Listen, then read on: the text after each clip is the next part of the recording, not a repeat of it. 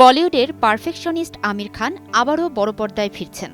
কিন্তু নতুন সিনেমা সিতারে জামিন পার ঘিরে দর্শকদের আগ্রহে কি এবারও ভাটা পড়ছে? আমির খানের নতুন সিনেমা সিতারে জামিন পার মুক্তি পাবে ২০ জুন। পরিচালনায় আছেন আর.এস. প্রসন্ন। তবে মুক্তির মাত্র ২ দিন আগে এসেও আন্তর্জাতিকভাবে অগ্রিম টিকিট বিক্রি একেবারেই হতাশাজনক।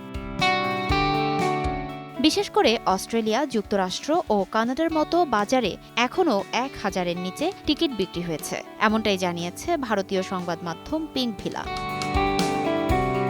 বিশ্লেষকরা বলছেন, ট্রেলার বা গান দর্শকের মনে তেমন প্রভাব ফেলতে পারেনি। প্রাথমিক অনুমানে ধারণা করা হচ্ছে, প্রথম সপ্তাহান্তে ছবিটির আয় হতে পারে মাত্র $২০ লাখ, যেখানে আমিরের ধুম ৩ করেছিল $৮০ লাখ। এই ছবি মূলত তারে জামিন পার এর অনুপ্রেরণায় তৈরি। ছবিতে আমিরের সঙ্গে থাকছেন জেনেলিয়া দেশমুখ। ভারতের ৩,০০০-এর বেশি প্রেক্ষাগৃহে মুক্তি পাবে সিনেমাটি। সব মিলিয়ে শুরুটা ধীর হলেও শেষটা কেমন হবে তা এখন নির্ভর করছে দর্শকের রিয়েল টাইম প্রতিক্রিয়ার ওপর। এবার দেখার বিষয়, আমির খান এই স্টার ছবিতে আবারও জ্বলে উঠতে পারেন কিনা। ফারজানা লিনা, সময় সংবাদ।